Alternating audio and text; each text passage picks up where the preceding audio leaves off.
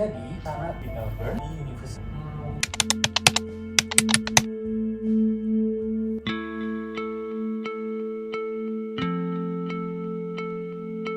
Australia, a country that captivates. Not only does Australia boast vibrant cities like Sydney and Melbourne, it also offers breathtaking landscapes. But is it really as easy as it seems?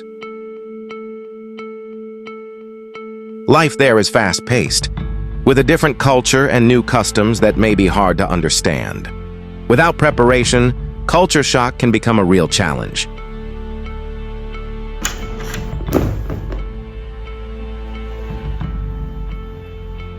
Struggling to interact, missing home, feeling alienated and anxious, all of these come without warning like a nightmare.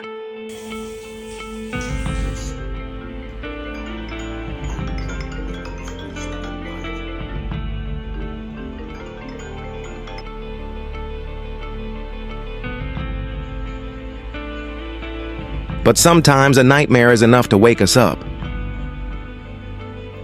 A small step, like doing deeper research, can change everything. And that's where it all begins. So in this session, we are going to talk about culture shock with our friend Rizky, who lived in Australia, and we are going to ask few questions about it. Could you please introduce yourself and why did you move to Australia? Halo semuanya, nama saya Rizky dan saya dari Bali, Indonesia, dan umur saya 21 tahun. Jadi, I arrived in Australia roughly around late 2016, so jadi aku udah di Australia sekitar 9 tahunan sekarang. The reason that I moved to Australia back then, well, I was quite young, so obviously there is still my parents' job that required them to move here. What is your first impression of Australia? Okay, so my first impression of Australia were,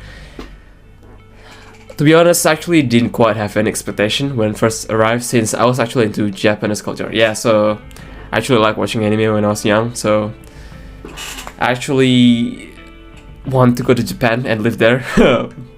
Surprise, surprise, I end up in Australia. So, from me, I actually curious about your life there. Have you ever felt any culture shock since you arriving in Australia? Well, the culture shock that I have, I'd say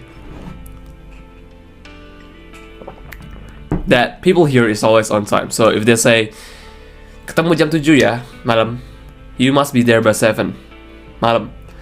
Kalau di Indo kan culture-nya bisa ngaret ya, jadi lebih flexible time gitu. Jadi kalau telat ya 15 menit, okay ya. it's not a big problem. But in here, yeah, it's a big problem. They will get angry if you late. So always be on time. Well, the way I cope, I just follow their time management as well. So if I have an event, I'll write it down in my notes. I'll mark my schedule. I'd be like, I need to be there. I need to be there by this time. So every time I have an event, always be on time. Tadi kan kamu sempat bilang ya, kalau kamu tuh has been living there like over 8 years, 9 years. Kalau bisa dibilang mungkin dari SD kali ya udah pindah ke sana. So I want to ask something like, what are the biggest differences you have noticed between Australia and Indonesia gitu loh, secara kayak budayanya atau mungkin lifestyle-nya, makanannya. Susah nggak sih nemuin makanan-makanan yang cocok sama lidah Indonesia gitu? Terus the communication style, the way people communicate di sana tuh kayak gimana sih di Australia? Well, people in Australia is way more individualism, and people in Indo, their culture is more like gotong royong or saling membantu. Lifestyle-wise, people in Australia just value work-life balance way more, and it's very normal ya kalau di sini orang people have hobbies, they have family, they gotta spend time with their families. In Indo, kebanyakan kalau kerja kan biasanya long hours ya. And sometimes even weekend harus kerja.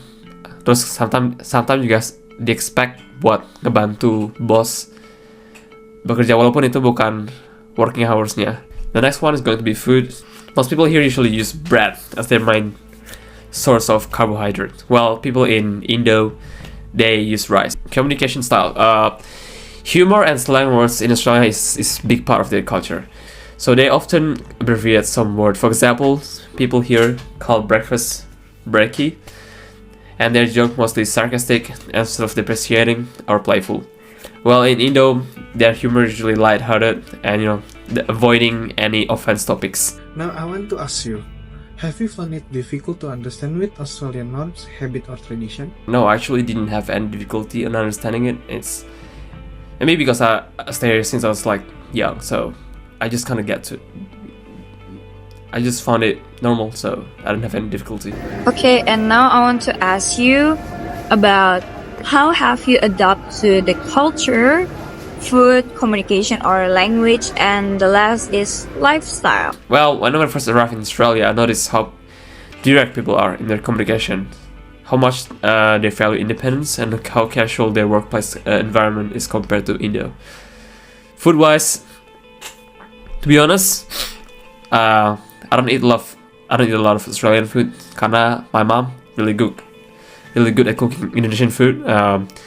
She prepare amazing food like rendang, soto, and etc.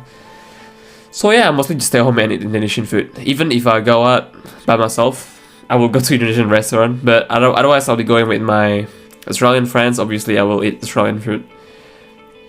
But yeah, if you ask me deep down, I'll say I prefer Indonesian food way more, since I'm just more comfortable with it. Communication or language? Well, when I first arrived to Australia, I actually know only like 2 vocabs, so I was struggling in terms of communicating with people.